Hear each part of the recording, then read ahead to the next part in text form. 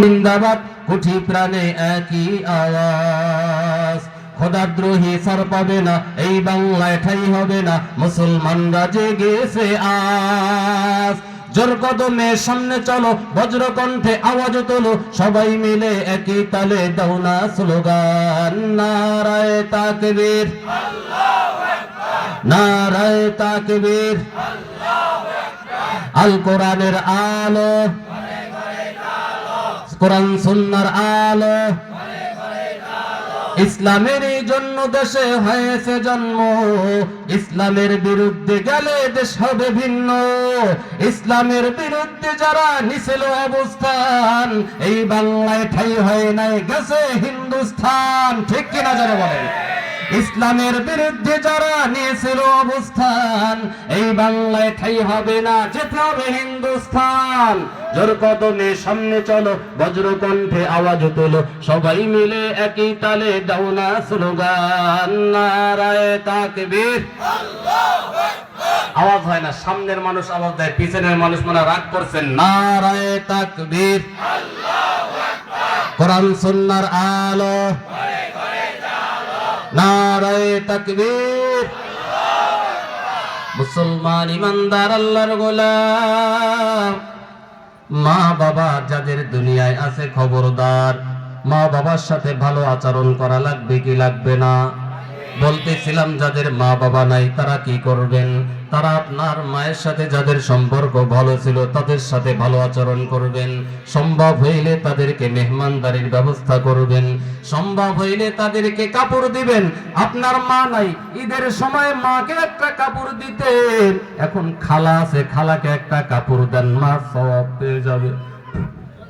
বাবাকে একটা লুঙ্গি দিতেন, এখন বাবা দুনিয়ায় নাই, চাচা আছে, চাচাকে একটা লুঙ্গি দেন। কই চাচাকে দিব, চাচাকে তো দেখতেই পারে না, চাচার সাথে তো কত দ্বন্দ্ব, জায়গা জমি নিয়ে চাচার সাথে ভাতিজার মারামারিও হয়, এলাকায় না অন্য এলাকায় হয়। চাচার সাথে কত মারামারি, চাচাকে দুই চোখেই দেখতে পারে না, ভাতিজা সালামও দেয় না চাচারে। আছে না নাই জোরে বলে? হুজুর আপনি কোন বাবা নাই, চাচার সাথে ভালো আচরণ করব, চাচারে লুঙ্গি দিবে, কই চাচারে তো সালামই দেয় না, চাচারে দেখলে ভাতিজা আরেক রাস্তা দিয়ে হাইটা যায়। এরকম ভাতিজা এলাকায় নাই? আছে? জোরে কোন আসেনি? এরকম ভাতিজা আছে। এরে যুবক, দুই হাত জোর করে বলে যাই, খবরদার যাদের মা বাবা দুনিয়ায় আছে, মন ভরে প্রাণ খুলে মায়ের খেদমত করে নাও, বাবার খেদমত করে নাও। বাবা চলে গেলে আফসোস করলেও আর কাজ হবে না, মা চলে গেলে আফসোস করে কান্না করলেও আর মা পাওয়া যাবে? মা পাইবেন, অনেক মা পাইবেন, ধর্ম মা পাইবেন, অরিজিনাল মা, কান্নাওয়ালা মা আর পাইবেন না।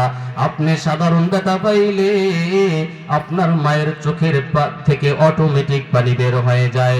আপনি যখন বাড়িতে ঢোকেন, মা দূর থেকে তাকায় থাকে, আমার সন্তান বাড়িতে আসতেছে।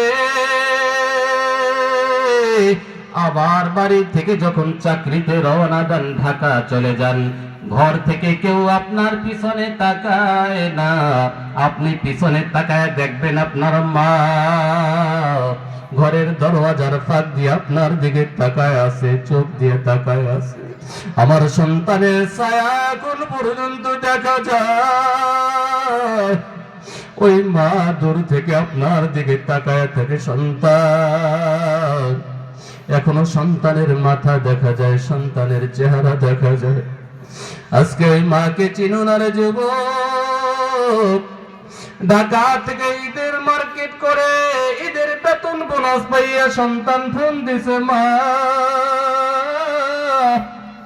এই ঈদের সময় আমি আমার ছোট বোনের জন্য আমি মার্কেট করেছি, বাবার জন্য লুঙ্গি ক্রয় করেছি, বোনের জন্য মার্কেট করেছি, চিনি সেমাই সব কিছু আমি কিনেছি গো মা। সন্তান ঈদের আগে মাকে ফোন দিয়ে বলে, এবার কোনো মার্কেট আপনাদের করা লাগবে না, ও মা, ঈদের পরের দিন আমি টিকিট করে বাড়িতে রওনা করে চলে আসব। সন্তান ঈদের পরের দিন গাড়িতে উঠছে, ঈদের মার্কেট নিয়ে মা বড় খুশি, সন্তান আপন ভাই বোন এরাও খুশি, বাবাও বড় খুশি। সন্তান আসতেছে ঈদের বাজার নিয়া, নতুন কাপড় নিয়া। পরের দিন গাড়িতে উঠে সন্তান গ্রামের বাড়ির দিকে রওনা করছে। এবার মা ফোন দেয়, সন্তান কত দূর আসতো? সন্তান বলে আর মাত্র 3 ঘন্টার মধ্যে বাড়িতে চলে আসবো। বাবাও বড় খুশি। এর যুবক বৃদ্ধ বাবা, দিলটাকে নরম করে দাও। কেমন ভালোবাসা মায়ের সন্তানের জন্য।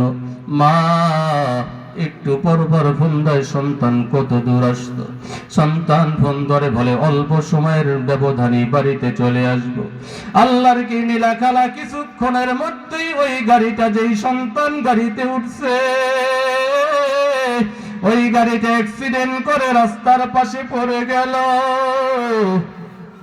অধিকাংশ মানুষ দুনিয়া থেকে চির বিদায় হয়ে গেছে, ওই সন্তানটাও বিদায় হয়ে গেছে। 2 ঘন্টা পর মা সন্তানের মোবাইলে ফোন দেয়, সন্তান কই?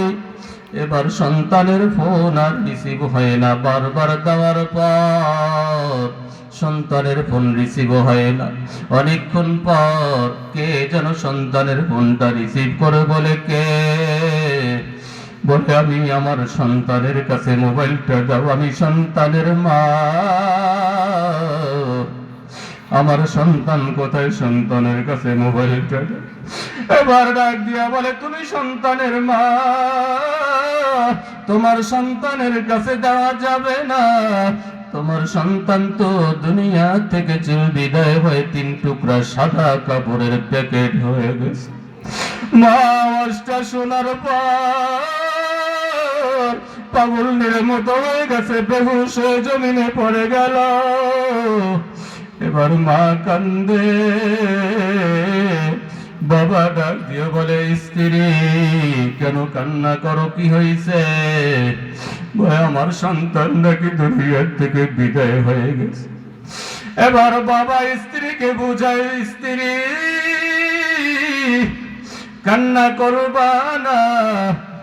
স্ত্রী তো স্বামীর কথা শুনে না, স্ত্রী কান্না করে পাগলের মতো ছোটাছুটি করছে। আমার সন্তান কই? আমার সন্তান ঈদের মার্কেট নিয়ে বাড়িতে আসবে। সন্তানের মার্কেট দিয়ে আমরা ঈদ করব, আনন্দ ফুর্তি করব। মা পাগলের মতো দৌড়ায় আর কান্দে আর ঘরে। কিছুক্ষণের ব্যবধানে অ্যাম্বুলেন্স গাড়িটা যখন শো শো আওয়াজ করে বাড়ির দরওয়াজায় ঢুকছে, মা পাগলের মতো একটা দৌড় মারছে। স্বামী পিছন থেকে ধরে বলে, বিবি দৌড়াইও না, মানুষ খারাপ বলবে, কিন্তু মা সন্তানের জন্য যেই ব্যথা, যেই ভালোবাসা, যেই মায়া, যেই মহাব্বত মা তো সহ্য করতে পারে না।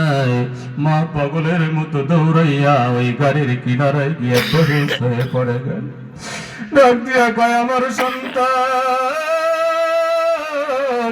আজকে তুই আমাদের সাথে ঈদ করবি। এ কেমন ঈদ রে সন্তান, এটা কেমন ধরনের ঈদ হইল? মা কান্দে, এবার বাবাও কান্দে। শেষ পরিণতি, সন্তান তো দুনিয়া থেকে বিদায় হয়ে গেছে।